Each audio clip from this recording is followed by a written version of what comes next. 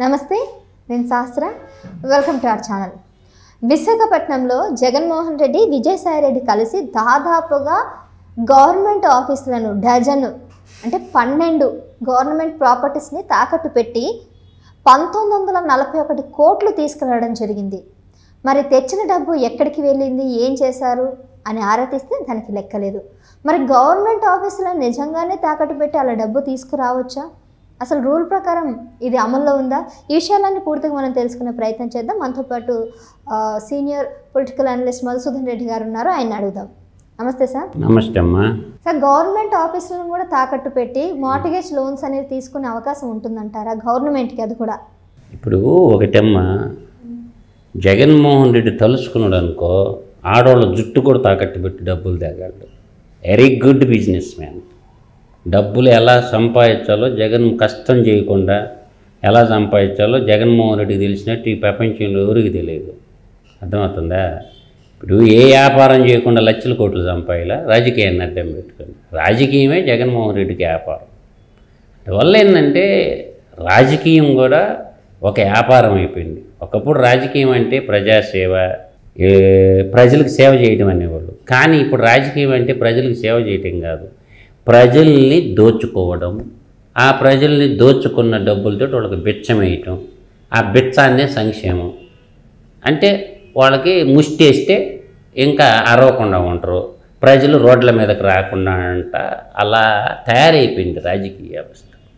అటువంటప్పుడు ప్రజలు విజ్ఞత ప్రదర్శించాలి. ప్రజలు ఏం చేస్తారమ్మా, 5 సంవత్సరాలకు ఒకసారి ప్రజలు ఎలక్షన్కి ఒక్కసారి ఓటేస్తారు. మిగతా 5 ఏళ్ళు ఏం చేస్తారంటే ఆ ఓటు వేసిన ప్రజలే బాధితులుగా మిగిలిపోతున్నారు. ఎవడికి దోషిండి వాడు దోచుకుంటా ఉన్నారు. దానికి ప్రధానంగా బ్యూరోక్రాట్లు సహకరిస్తారు. ఈ తప్పులన్నీ చేయటానికి కారణం ఎవరంటే ఈ ఐఏఎస్ చదువుకున్న ఎధవలు, గ్రూప్ 1 చదువుకున్న ఎధవలు అని మాత్రం నేను చెప్పగలను. ఈ ఎధవలు గవర్నమెంట్ ఉద్యోగాలు వచ్చిన తర్వాత, రే ప్రజలందరూ మనకి జీతం ఇస్తున్నారు, మన పెళ్ళాం బిడ్డలు బాగున్నారు, సుఖంగా ఉన్నాం, ప్రజలు మనకు కార్లు ఇస్తారు, నెలొచ్చాలకి లక్షలు జీతాలు ఇస్తారు, ప్రజల పక్షాన ఉండకుండా రాజకీయ నాయకులకి చెంచాగిరి, రాజకీయ నాయకులు ఇంట్లో కుక్కల్లాగా పనిచేసి ఇంత దౌర్భాగ్యానికి ఒడిగడతారు అమ్మ. ఇప్పుడు A1 రాష్ట్రానికి సీఎం అయితే A2 ఉత్తరాంధ్ర సీఎంగా ఎలగబెట్టి ఇంత దుర్మార్గం అంటే అమ్మ కనీసం చెప్పబడమ్మా. అక్కడున్న ఆఫీసర్లు విధి కదా, బాధ్యత చెప్పబడలే. అక్కడున్న వాళ్ళు ఎదుర్కొంటారు కదా. చెప్పకుండా బ్యూరోక్రాట్లు, రాజకీయ నాయకులు కలిసి ఇన్ని ఆస్తులు తాకట్టు పెడితే చంద్రబాబు నాయుడు అసెంబ్లీలో చూపించిన దాకా ఎవరికి అర్థం కాలేదమ్మా. విశాఖపట్నం ఎంత గొప్ప పేరు, వాల్తేరు ఎంత గొప్ప పట్టణం. విశాఖపట్నాన్ని విశోకపట్టణంగా మార్చేశాడు జగన్మోహన్ రెడ్డి. డజన్ చెప్తా అయినమ్మా. 1 గవర్నమెంట్ పాలిటెక్నిక్ కాలేజీ 27 ఎకరాలు 359 కోట్లు.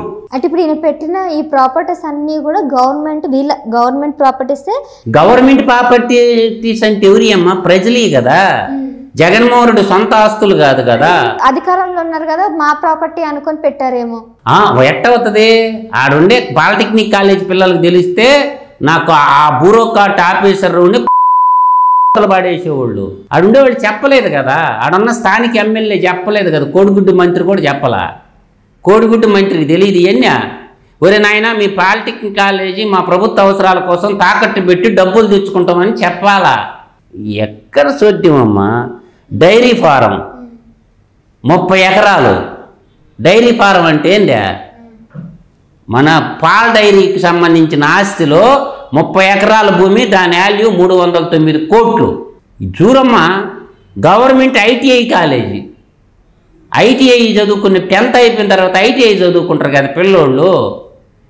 ఫ్యాక్టరీల్లో పనిచేయటానికి ఎల్డర్లు గాను, టన్నర్లు గాను, తర్వాత ఎలక్ట్రీషియన్ గాను, కార్పెంటర్లు తయారు చేసి ఇచ్చే సంస్థ ఐటీఐలు పెట్టింది ఎవరా?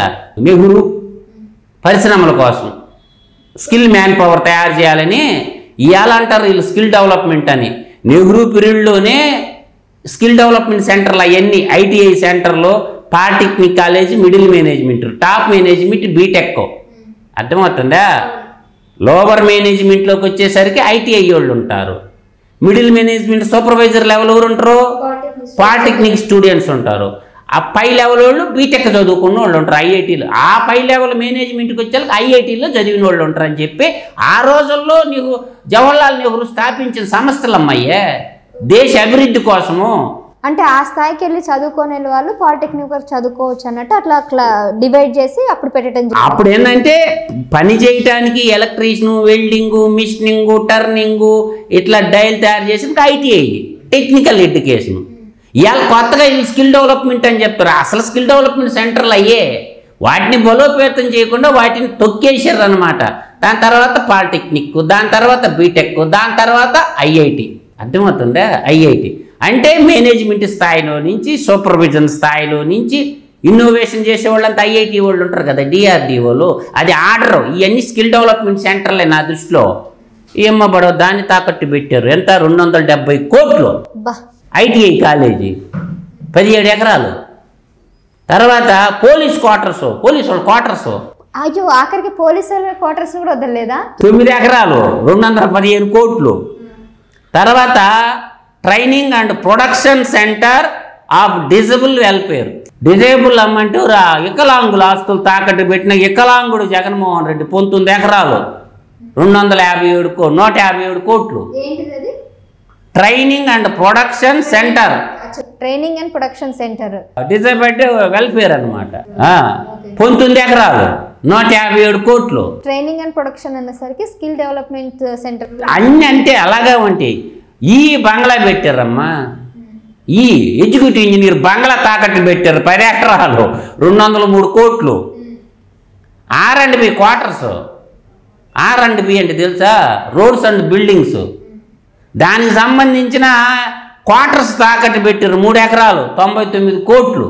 తర్వాత రైతు బజారు, ఈవెన్ రైతులకు కూడా రైతు బజారు కూరగాయలు అమ్ముకొని రైతులు తెచ్చుకుని రైతు బజారు తాకట్టు పెట్టేసి 4 ఎకరాలు 90 కోట్లు. తర్వాత సర్క్యూట్ హౌస్ 3 ఎకరాలు తాకట్టు పెట్టి 81 కోట్లు. పీడబ్ల్యూ ఆఫీసు 4 ఎకరాలు తాకట్టు పెట్టి 79 కోట్లు. సెరికల్చర్ ఆఫీసు 6 ఎకరాలు తాకట్టు పెట్టి 47 కోట్లు. సీతమ్మ తహసీల్దార్ ఆఫీసు, మండల మెజిస్ట్రేట్ ఆఫీసు ఎకరా 34 కోట్లు. మొత్తం 1941 కోట్లు. నేను చెప్పింది ఒక విశాఖపట్నంలో ఆస్తులు. అంటే నువ్వు మంత్రి అయిపోతే, మీరు మంత్రులు అయిపోతే, మీరు ఎమ్మెల్యేలు అయిపోతే ఏమైనా తాకట్టు పెడతారా? ఏం చేసినారా డబ్బులు నువ్వా? ఆ సంతకాలు పెట్టిన వాళ్ళు ఎట్ట పెట్టారమ్మా? వాళ్ళందరినీ జైల్లో పెట్టాలమ్మా చంద్రబాబు నాయుడు. ఎందుకు ఉపేక్షిస్తుంటే నాకు అర్థం కాల. అంటే మీ బ్యూరోక్రాట్లు, మీ గ్రూప్ 1 ఆఫీసర్లు, మీ ఐఏఎస్ ఆఫీసర్లు, మీరు ఒక డజన్ మంది మంత్రులు కలిసి రాష్ట్రాన్ని ఏమైనా తాకట్టు పెట్టి మీ ఇష్టం వచ్చినోడికి డబ్బులు ఇస్తారా? వీళ్ళందరిని తక్షణం అరెస్ట్ చేసి జైల్లో పెట్టాలి. జైల్లో ఉండాల్సిన వాళ్ళు బయట ఆఫీసర్లుగా ఉన్నారు. అర్థమవుతుందా? అందువల్ల ఏంటంటే ఇటువంటిదంతా ఎవడు మాట్లాడకపోతే, నా పొట్టేడు కూడా మాట్లాడకపోతే నాశనం అయిపోద్ది సమాజం. అందుకని గొంతెత్తి గళమెత్తాల్సింది. శ్వేతపత్రాలు ఇది ఉడుకు కావాలమ్మా. శ్వేతపత్రాలు తప్పు చేసిన గబ్బునా కొడగలను ఎవరినైనా సరే అరెస్ట్ చేసి జైల్లో పెట్టి ఉరి తీసేయాలా, శాశ్వతంగా జీవిత ఖైదు వేపియాలా. Court, fast track court, separate కోర్టులు పెట్టాలా. ఇది 1941 కోట్లు ఎవడు కట్టాలా? అందువల్ల ఆలోచన చేసుకోండి. ప్రజలు కూడా విజ్ఞతతో ఆలోచించారు, బుద్ధి తెచ్చుకొని మంచి ఓటేశారు, ఓటుతో బుద్ధి చెప్పారు కాబట్టి ప్రజలు తీర్పు కరెక్ట్గా ఇచ్చారమ్మా. ఇప్పుడు రాజకీయ నాయకులు ఇప్పుడు ఆ తప్పు చేసిన ఈ తప్పుడు వాళ్ళందరినీ ఎవరు అరెస్ట్ చేసి ఎవరు శిక్షించాలా? ప్రజెంట్ ప్రభుత్వం ఆ పని చేయాలా? అంటే టైం పట్టొచ్చు సార్. ఎందుకంటే దేనికమ్మా టైము? అందరి మీద యాక్షన్ తీసుకుంటే కక్ష సాధింపు చర్యలు. కక్ష లేదు, తప్పు చేసిన తప్పుడు ఉండకూడదు. కక్ష ఏందమ్మా? హైకోర్టులో జడ్జి ముందు పెట్టాలా? సార్ ఇదిగో దీన్ని తాకట్టు పెట్టి డబ్బులు తెచ్చి అంటారు, ఏం చేయమంటారు? జడ్జిమెంట్ ఇవ్వమని చీఫ్ జస్టిస్ని అడగాల. హైకోర్టు ఇప్పుడు విచారించి వాళ్ళు విచారించబడలేదమ్మా. డైరెక్ట్ పోయి చీఫ్ జస్టిస్ ఉన్నాడు కదా, హైకోర్టు చీఫ్ జస్టిస్కి ఇవ్వాలి. ఇదిగో సార్ ఇది ఈ పని చేశారు, నన్ను ఏం చేయమంటారు, గైడెన్స్ ఇవ్వండి సార్ అంటే హైకోర్టు జడ్జి గారు ఇస్తారు కదా. రాష్ట్ర స్థాయిలో ఆర్టికల్ 226 కింద ఫుల్ పవర్స్ హైకోర్టు న్యాయమూర్తికి ఉంటాయి. ఆయన కాడి పెట్టు ఫైలు పిలిపిస్తాడు గవర్నరు. నువ్వు రాజ్యాంగాన్ని పరిరక్షించాల్సినోడు విట్టు చేసినవి ఏంట్రా ఉన్నారు కదా, పిలిపిస్తారు, సమాధానం ఏం చేయమంటారు చెప్పు అని అంటారు. చెప్పు తీసుకొని కొట్టద్దు హైకోర్టు. న్యాయ వ్యవస్థ పని న్యాయ వ్యవస్థ చేస్తుంది, కార్యనిర్వాహక వ్యవస్థ శాసన వ్యవస్థ. శాసన వ్యవస్థ ఎవరమ్మా? ఎమ్మెల్యేలు, ఎవరు? దొంగలు. ఈ శాసన వ్యవస్థ చేసి కార్యనిర్వాహక అధ్యక్షుడు ఎవరు? రాష్ట్ర చీఫ్ సెక్రటరీ. చీఫ్ సెక్రటరీకి తెలియకుండా ఎన్ని జరిగినాయా? వాడు ఫ్రీగా వదిలేస్తారా? కాబట్టి చీఫ్ సెక్రటరీని అరెస్ట్ చేయాలి. అందువల్ల ఏంటంటే ప్రజలు మెలకుగా ఉండండి, నిద్రపోకుండా, టీవీ సీరియల్ చూసుకోకుండా దోషేస్తారా, మీ సంపద మీ రక్తం జలగలు పీల్చినట్టు పీలుస్తుండ్రా. ఆలోచించుకోండి, ప్రశ్నించండి, గలమెత్తి మాట్లాడండి. పుట్టేది ఒక రోజు, చచ్చేది ఒక రోజు. మాట్లాడి చచ్చిపోండి. నమస్తే.